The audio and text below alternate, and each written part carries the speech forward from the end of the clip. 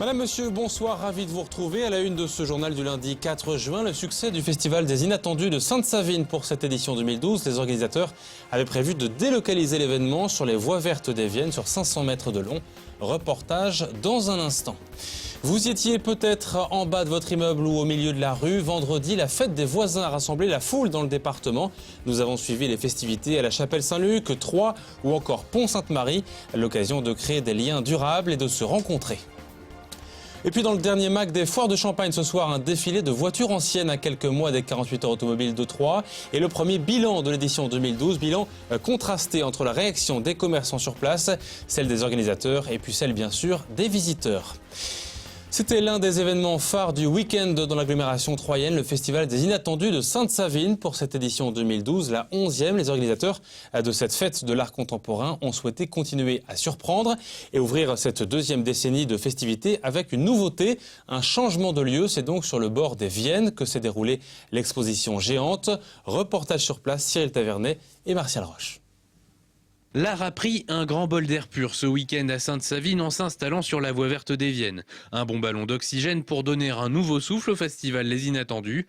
Pendant 10 ans, le festival se déroulait dans les rues de Sainte-Savine. Cette nouvelle galerie dans la nature semble avoir séduit le public.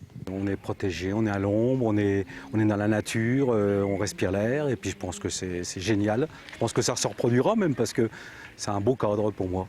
C'est agréable. De voir des œuvres d'art comme ça sur le chemin, profiter du beau temps. Les enfants adorent certaines, d'autres un peu moins, mais voilà, c'est un peu le but, quoi, être surpris, étonné des différentes œuvres. Une trentaine d'artistes ont répondu à l'appel cette année. Sur la voie verte, ils ont pu prendre leurs aises. Et si le bouche à oreille commence à fonctionner dans le milieu, c'est que sculpteurs et plasticiens se réjouissent de sortir des galeries. Le concept en lui-même n'est pas nouveau. Hein. J'ai déjà participé à d'autres expositions comme ça sur l'extérieur. C'est un moment qui me permet à mes œuvres d'être à l'extérieur, parce qu'elles sont faites aussi pour ça. Hein. J'en ai marre de les voir enfermées dans mon atelier. Donc là, elles avaient besoin de prendre l'air, comme moi. 500 mètres de la voie verte ont été occupés cette année. Le succès de cette édition donne des envies d'expansion aux organisateurs. 200 mètres de plus sont envisagés pour l'an prochain. Et pourquoi pas, un jour, arriver à s'étendre aux 2 km de la voie. Si on a les moyens, c'est une question de moyens, du nombre d'intervenants.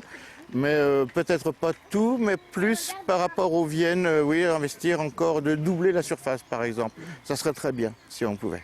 Seule ombre au tableau, la pluie qui est venue perturber la manifestation ce dimanche. Reste que le succès a été au rendez-vous pour ce festival en rythme de croisière et qui continuera l'an prochain, si les cieux sont cléments. Et on l'espère en tout cas. Autre rassemblement, autre ambiance vendredi soir pour la fête des voisins organisée chaque année à cette période pour nouer ou renouer des liens avec ceux qui habitent le secteur. Les ingrédients sont immuables, barbecue, quiche ou couscous. Pour l'ambiance ballon, t-shirt et sourire.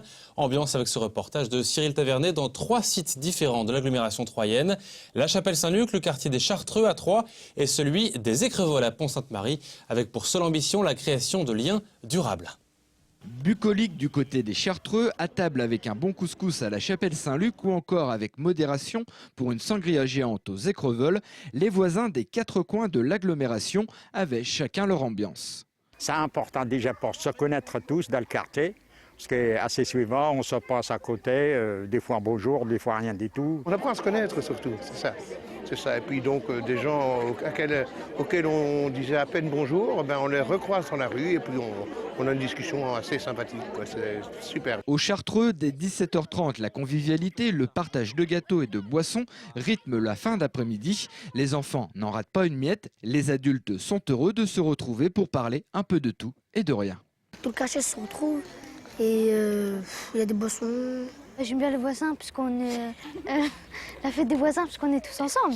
C'est une très bonne idée, je trouve, mais il faudrait que, je sais pas, qu'il y ait un moteur un peu plus important pour tracter plus de personnes. On parle de tout. On parle de tout. On parle de la vie de quartier. On peut même parler de politique d'ailleurs. On parle de ce qui se passe sur le quartier, ce qui s'est passé sur le quartier, ce qui est à venir. Pour se trouver en convivialité, pour que tout le monde soit sympa avec tout le monde. Au pied d'un immeuble de la rue Sarail à La Chapelle, une vingtaine de voisins partagent un couscous fait maison. Chacun a apporté un plat, un dessert ou une boisson. Vous voyez, actuellement, là, vous voyez, il y a plusieurs nationalités. Et donc, c'est bien de se rencontrer et de parler de choses différentes. On apprend à mieux connaître les voisins.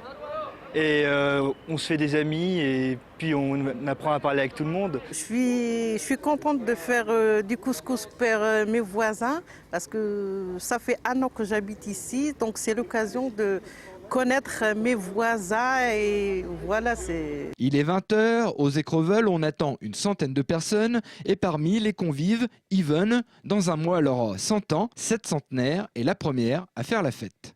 Pourquoi? Faut profiter de la vie encore. Il y a, c'est que je retrouve pas tout le monde, je ne connais pas tout le monde, quoi. Mais j'en connais des anciens quand même. Ils ont donc tous profité de cette fête, chacun à leur manière. Leur point commun, pour quelques heures, les soucis du quotidien entre voisins se sont effacés. À la fête des voisins! En bref, on vous en parlait vendredi sur Canal 32. Elle a tenu toutes ses promesses à l'hôtel de vente de Troyes. Samedi, la vente aux enchères de la fameuse Jeune femme au jardin. Ce tableau de 1902, signé Louis Valta, considéré comme la plus belle pièce de cette collection particulière d'un collectionneur inconnu. Elle était adjugée à 288 000 € par mètre Pomès. Samedi donc, l'acquéreur est un particulier parisien pour cette vente de 257 pièces, la plus importante depuis la vente de la collection Lévy en 2007. L'étude troyenne a, semble-t-il, réussi un coup de maître. L'ensemble des pièces était estimé à 500 000 €. Finalement, la vente a atteint le 1 million d'euros. C'est la fin de ce journal. À suivre la météo pour demain. Demain, ce sera Aurélie Juigné pour la présentation du JT. On évoquera entre autres la nouvelle signalisation touristique pour le département. Elle est présentée ce soir. Dans un instant, ne bougez pas, c'est le dernier MAC des foires de Champagne et c'est l'heure du bilan.